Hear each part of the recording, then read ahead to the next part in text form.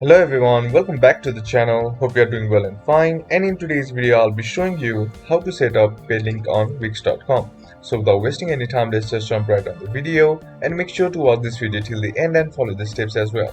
Now the first thing that you need to do is head over to your browser and then simply go to the Wix.com site.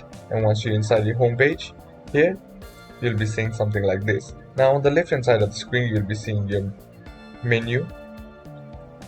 Now once you're inside there, here you'll be seeing an option that says getting paid. Simply click on it or hover over it, and here you'll be seeing a pop-up menu. Now among them you'll be finding the option that says pay links.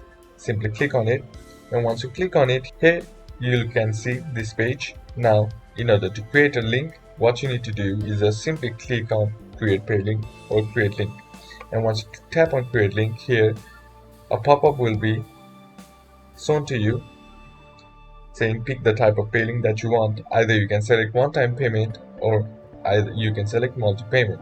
Now choose the one that you want and then tap on next, and once you do that, here the next pop-up will ask you to create your pay link. Now here what you can do is just simply enter in your link name as like example, and once you enter in your link name, that name will be displayed right here. Now next you can enter in your price like 10 or 100 or 200 as per your like, and if you want to add more description, you can add it right here.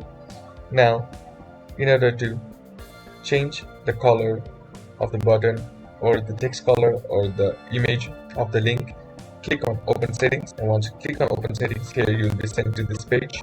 You'll be seeing this icons like customization link. Now choose how it appears on your checkout, like you can select your button color and your button text as well, and you can also add an image to your pay card. Now once you're done with all that, here simply click on create link, and once you do that, that's basically how to do it.